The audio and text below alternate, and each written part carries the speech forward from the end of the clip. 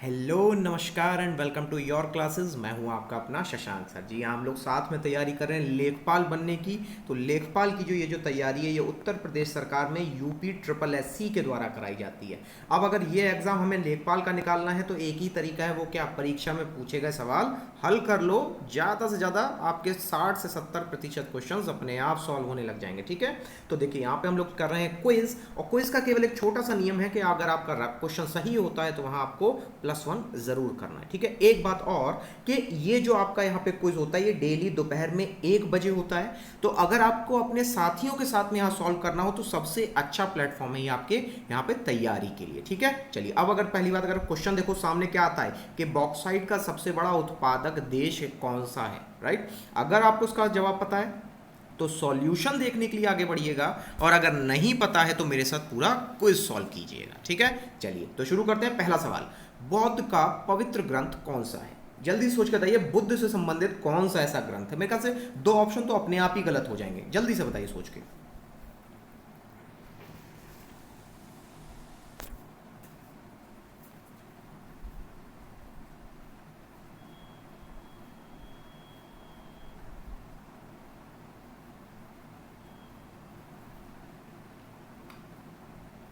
And time up. तो देखिए यहाँ पे जो राइट आंसर हो जाएगा, पूछा देखिए सवाल, पहले सवाल को हमेशा पहले ध्यान से पढ़ना चाहिए। बौद्ध का पवित्र ग्रंथ पूछा गया है ना, तो इसका राइट आंसर हो जाएगा त्रिपिटक। ठीक है, तो जातक क्यों नहीं हुआ? क्योंकि जातक बौद्ध के जीवन पे कहानियां हैं, और ग्रंथों में क्या बताया जाता है कि जो हमारे यहाँ पर जो कैसे हम पूजा करें, क्या किस प्रकार से हमें आगे बढ़ना चाहिए, ये सब बातें बताई जाती हैं। ठीक है, तो ये जो है त्रिपिटक, त्रिपिटक का मतलब यहाँ पे संख्या कितनी है? 3। तो अब ये याद कर लो सब, क्या याद करना है आपको? सब। एस से क्या हो गया? सुत्त पिटक। ए से क्या हो गया?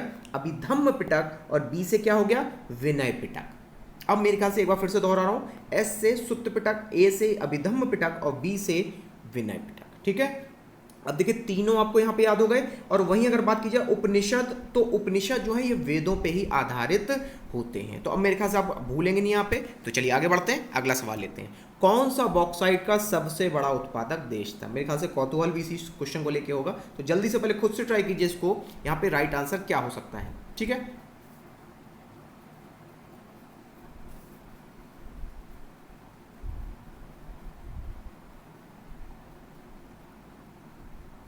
चलिए टाइम पूरा होता है आपका। तो देखिए यहाँ पे बॉक्साइट का सबसे बड़ा उत्पादक देश है ऑस्ट्रेलिया। ऑस्ट्रेलिया नंबर 1 पे आता है, लेकिन चीन भी ज़्यादा पीछे नहीं है, वो दूसरे स्थान पे है। तो हमारा भारत कौन से स्थान पे होगा? हमारा भारत कह सकते हैं 5वें स्थान पर है बॉक्साइट के उत्पादन में। ठीक है, चलिए और वहीं अगर बात कर ली जाए राज्य में कौन आगे है, क्योंकि एग्जामिनर का मूड पता नहीं कौन सा सवाल पूछ ले। ठीक है, तो यहां पर आपके लिए राइट आंसर हो जाएगा उड़ीसा। ठीक है, तो उड़ीसा में क्या है आपका? सबसे ज्यादा ऑक्साइड का उत्पादन किया जाता है। चलिए सारे ऑप्शंस क्लियर हो गए, आगे बढ़ते हैं। निम्नलिखित में कौन सी नदी पश्चिम की ओर प्रवाहित होती है? पश्चिम यानी कि वेस्ट साइड में। डायरेक्शंस में बना देता हूं ताकि अगर भूल रहे हो तो याद आ जाएगा। ठीक है, ये है डायरेक्शंस, वरना आपको अगर पता हो तो जल्दी से बताइए 10 सेकंड में इसका राइट आंसर क्या हो सकता है।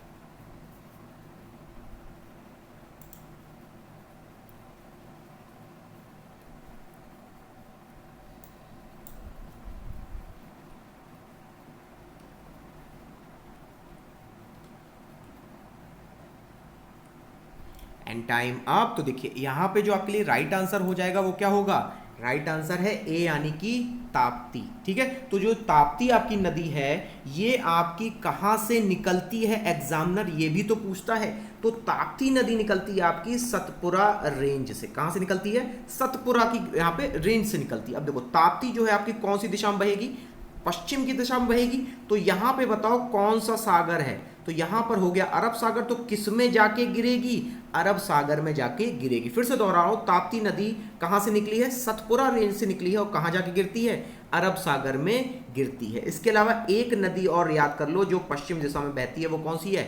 नर्मदा नदी। अब मेरे ख्याल से ज्योग्राफी में थोड़ी सी चीजें क्लियर हो रही होंगी। ठीक है, तो चलिए अब इसी के साथ आगे बढ़ते हैं। नेक्स्ट क्वेश्चन, भारत में सशस्त्र बलों का सुप्रीम कमांडर कौन है? क्वेश्चन को ध्यान से पढ़ना, जवाब अपने आप मिल जाता है।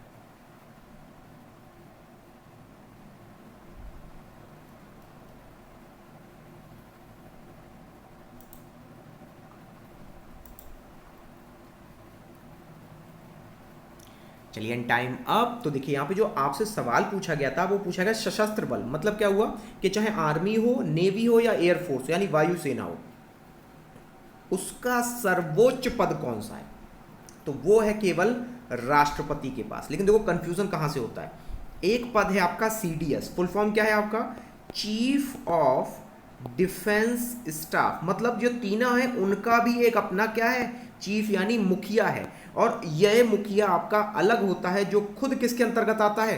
राष्ट्रपति के अंतर्गत आता है। तो सर्वोच्च यानी सुप्रीम कमांडर अभी भी कौन है? राष्ट्रपति। और वहीं अगर चलिए बात की जाए सीडीएस के बारे में, तो अभी वर्तमान समय में सीडीएस कौन है? तो उसका जवाब हो जाएगा विपिन रावत। ठीक है, तो विपिन रावत किसका कहना मानेंगे? कोविंद का। ठीक है, चलिए आगे बढ़ते हैं, अगला सवाल लेते हैं। उत्तर प्रदेश में प्रथम विकलांग विश्वविद्यालय कहाँ स्थापित किया गया था? जल्दी से सोच के बताइएगा राइट आंसर क्या होगा। हिंट के लिए, वो बड़ा शहर नहीं है, ठीक है, मिडिल टाउन कह सकते हैं उसको।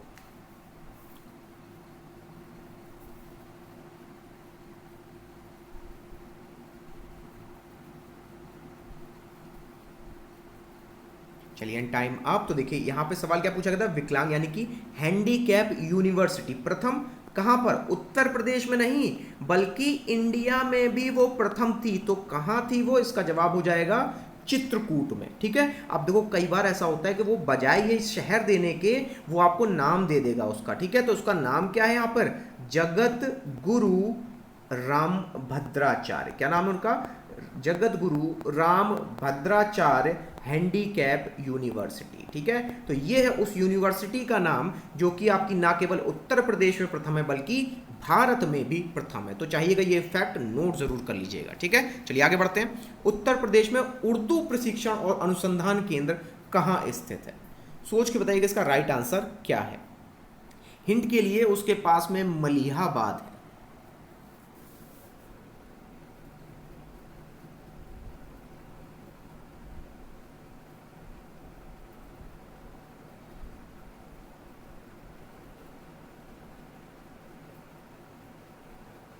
चलिए आपका समय समाप्त होता है। तो देखिए यहाँ पूछा गया था उर्दू प्रशिक्षण एवं अनुसंधान यानी रिसर्च सेंटर कहाँ पर है? उत्तर प्रदेश का। तो एक ही जगह है, उसका नाम क्या है आपका? लखनऊ में। ठीक है, चाहिएगा तो उसको नोट कर लीजिएगा, बहुत ही रेयर सवालों में से आता है ये। ठीक है, चलिए आगे बढ़ते हैं फटाफट। कीबोर्ड की कुंजियों के क्या नाम? अब देखिए कंप्यूटर का सवाल है, ध्यान से पढ़िएगा, कुंजियों के नाम पूछे गए आपसे। ठीक है, तो इतना याद रखना कि वहाँ 1 2 3 भी होता है, वहाँ पे FN भी होता है और वहाँ पे आपका टैब भी होता है। अब बता दो यहाँ पे राइट आंसर क्या होगा।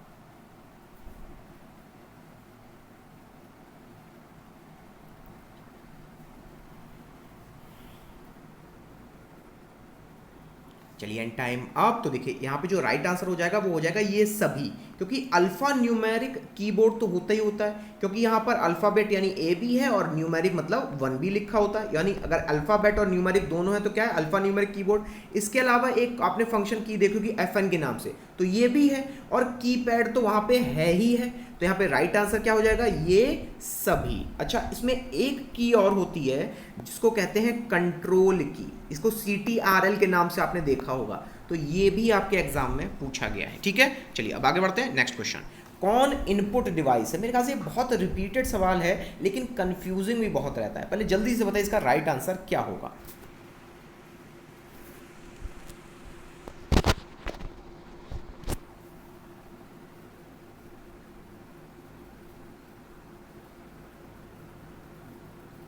चलिए एंड टाइम अप। तो देखिए यहाँ पे राइट आंसर से पहले ये समझिए इनपुट डिवाइस का मतलब क्या होता है। अगर कंप्यूटर को कोई भी जानकारी चाहिए, मतलब वो ले रहा है आपसे, तो किसके द्वारा लेगा? इनपुट डिवाइस के द्वारा।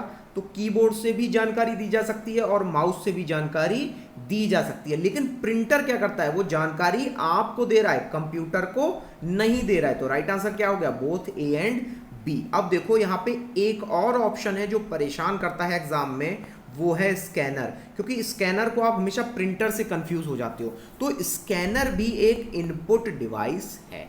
ठीक है, चलिए अब मेरे ख्याल से यहां तक क्लियर हो गया होगा। आगे बढ़ते हैं, स्क्रीनशॉट ले लीजिएगा या फिर नोट करते रहिएगा। ठीक है, कल्याणकारी राज्य का उद्देश्य क्या होता है? इजी है, बहुत फिलोसफिकल क्वेश्चन है, जल्दी से बताइए राइट आंसर क्या होगा।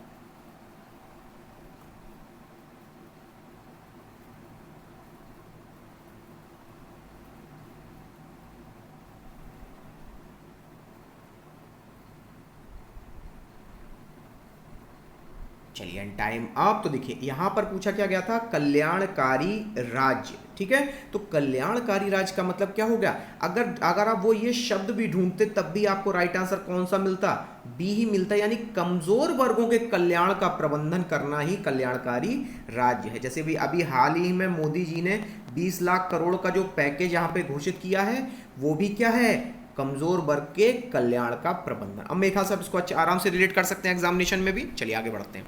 किसी देश की प्रति व्यक्ति आय कैसे यहां पर देखी जाती है, ये पूछा गया है। जल्दी से सोच के बताइए इसका राइट आंसर क्या होगा। कंफ्यूजन में आपको बता दूं केवल 2 ही ऑप्शंस में हो सकता है, बाकी किसी में नहीं होगा।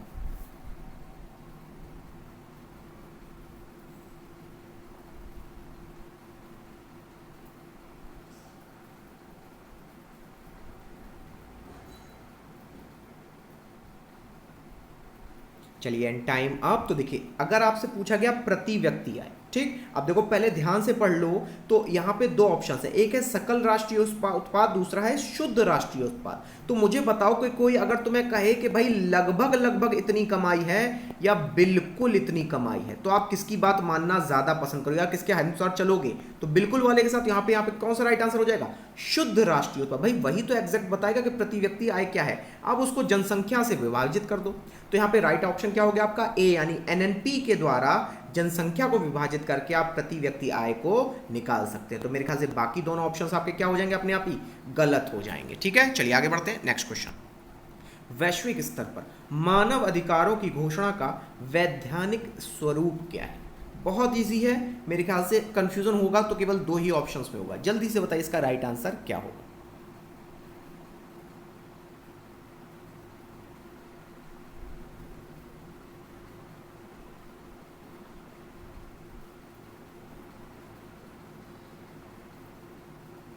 चलिए टाइम अप। तो देखिए यहां क्या पूछा गया था, वैश्विक यानी कि पूरे विश्व के स्तर में अगर मानव अधिकार यानी ह्यूमन राइट्स का अगर कोई यहाँ पे घोषणा करनी हो तो वो किससे संबंधित। तो एक चीज आपको, अधिकतर जो संस्थान है वो किससे जुड़ी हैं, संयुक्त राष्ट्र से। तो सीधे सीधे टिक कर दो बिना देखे।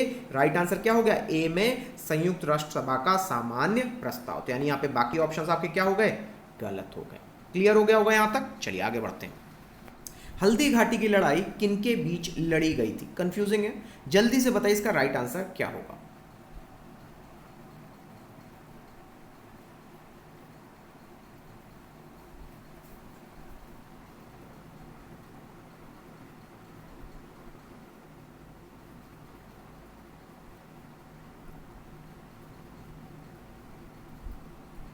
And time up. तो देखिए यहां पर अगर आपने लगा दिया ऑप्शन नंबर सी, यानी अकबर और राणा महाराणा भी जिनको कहा जाता था, महाराणा प्रताप के बीच में हल्दी घाटी की लड़ाई लड़ी गई थी। अच्छा एक चीज और जान लीजिए, ये जो महाराणा प्रताप थे ये मेवाड़ के राजा थे। कहाँ के राजा थे, मेवाड़ के राजपूत राजा थे।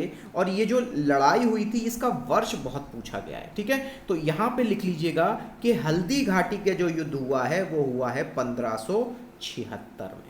ठीक है, और वहीं देखो एक ऑप्शन है मेदिनी राय। तो अगर यहां पे बाबर लिखा होता यानी बाबर वर्सेस मेदिनी राय, तब ये आपका कौन सा युद्ध बन जाता, तब आपका यहां पे हो जाता चंदेरी का युद्ध। कौन सा युद्ध हो जाता, चंदेरी का युद्ध, यानी 1528 में।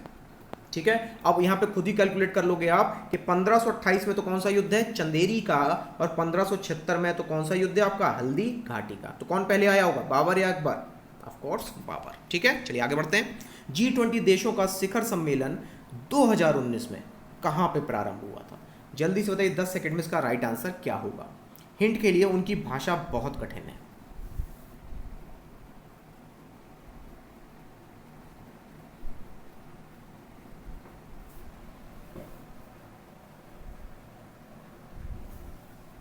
चलिए एंड टाइम अप। तो देखिए यहां पूछा गया था 28 जून 2019 को। एक फैक्ट में पता चल गया कि G20 देशों का शिखर सम्मेलन कब हुआ, 28 जून 2019 को। और किस देश में हुआ था, तो इसका जवाब हो जाएगा जापान। ठीक है, लेकिन अब अगर मान लो उसने पूछ लिया 2020 का कब हुआ, कहां पे होगा, ठीक है, तो इसका यहां पे जवाब हो जाएगा सऊदी अरब में। क्या जवाब हो जाएगा इसका, सऊदी अरेबिया में। ठीक है, जो चाहिएगा उसको नोट कर लीजिएगा, ये दोनों फैक्ट्स कि 28 जून 2019 को आपका G20 सम्मेलन हुआ था, और अब कहाँ पे होगा 2020 का, सऊदी अरब में होगा। ठीक है, चलिए आगे बढ़ते हैं साथ में। हाल ही में रामनाथ कोविंद के द्वारा 2018 का पूछा गया यहाँ पे गांधी शांति पुरस्कार किसे दिया गया? जल्दी से देख के बताइए यहाँ पे राइट आंसर क्या होगा।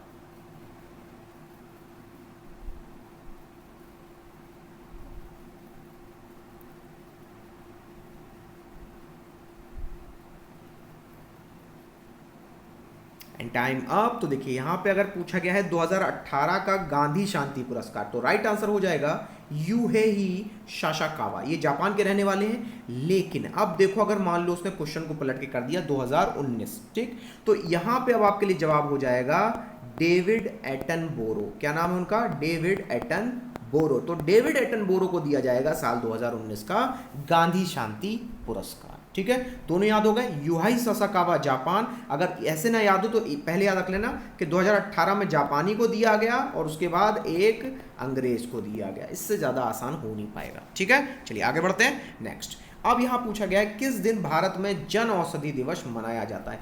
बहुत ही क्लोज आंसर आप पे ऑप्शंस हैं। दिक्कत होगी, हार्ड है, बहुत ज़्यादा हार्ड लेवल का है, लेकिन ट्राई ज़रूर करना इसको। ठीक है, क्योंकि जब आपको आंसर पता चल जाएगा ना तो अपने आप याद भी हो जाएगा।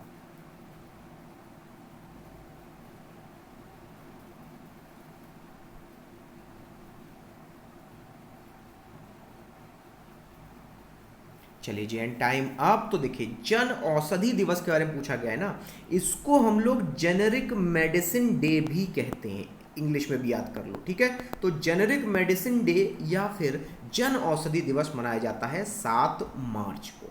ठीक है, चलिए अभी इतना तो समझ में आ गया।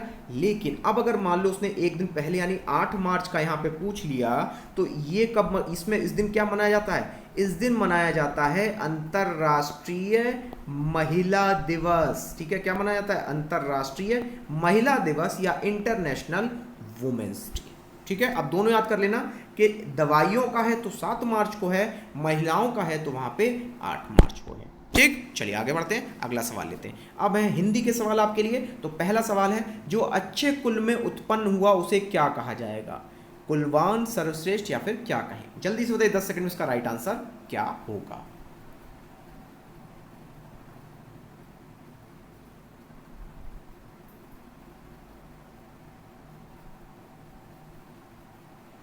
चलिए टाइम अप। तो देखिए यहाँ क्या पूछा गया, जो अच्छे कुल में उत्पन्न हुआ हो। तो अगर उसका यहाँ पे शब्द आ जाए जन्म हुआ है, तो जन्म का केवल एक ही राइट आंसर हो सकता है, वो हो सकता है कुलीन। ठीक है, यहाँ पे ना सर्वश्रेष्ठ होगा और ना ही अभिजात होगा। यहाँ पे समझ में आ गया होगा। चलिए आगे बढ़ते हैं। निम्न में से अशुद्ध वाक्य छांटिए। कौन सा अशुद्ध वाक्य आपको लग रहा है? जल्दी से बताइए, 10 सेकंड में इसका राइट आंसर क्या होगा।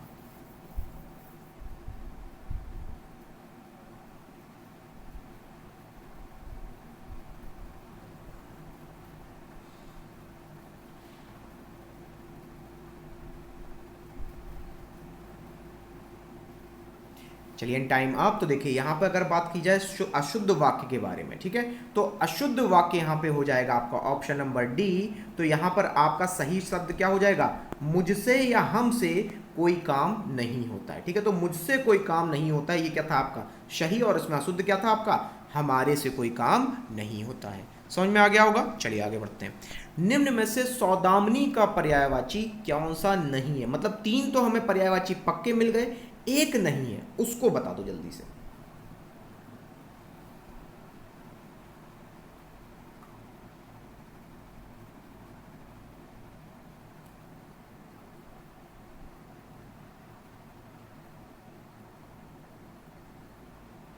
चलिए टाइम अप। तो देखिए यहाँ पे राइट आंसर आपके लिए हो जाएगा डी। थोड़ा चौंकाने वाला हो सकता है। ठीक है, तो देखो यहाँ पे शब्द जो है सिलीमुख, ये पर्यायवाची होता है भ्रमर का या फिर बाण। जो बाण नहीं चलाते हैं हम लोग, धनुष बाण मारा, तो भ्रमर और बाण का यहाँ पे पर्यायवाची क्या है? सिलीमुख। और वहीं अगर सौदामनी के पर्यायवाची पूछ लिए जाएं तो बिजली हो गया, चंचला हो गया, क्षण हो गया। तो ध्यान से देखो, जो भी चीज 1 सेकंड में चल सकती है वो सारे के सारे किसके हैं यहाँ पे? ऑप्शन सौदामनी के। ठीक है, याद हो जाएगा। चलिए आगे बढ़ते हैं। आज भी भारत में श्रवण कुमार पैदा होता है, इसमें कौन सा रेखांकित शब्द है? तो मेरे ख्याल से ऐसे शब्द केवल डायलॉग में ही बोले जाते हैं। आप सोच लो डायलॉग कैसा चीज है।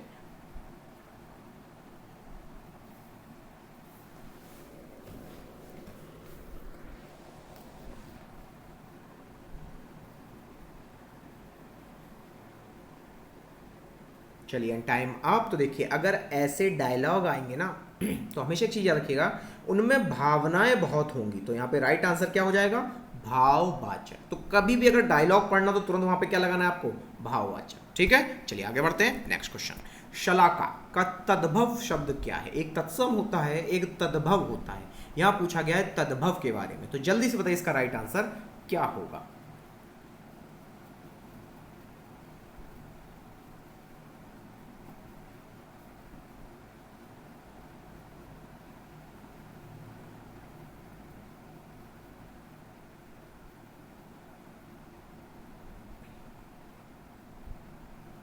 चलिए टाइम अप। तो देखिए ये आपका लास्ट क्वेश्चन है, तो यहाँ पे राइट आंसर आपके लिए क्या हो जाएगा, शलाका का राइट आंसर हो जाएगा सलाई।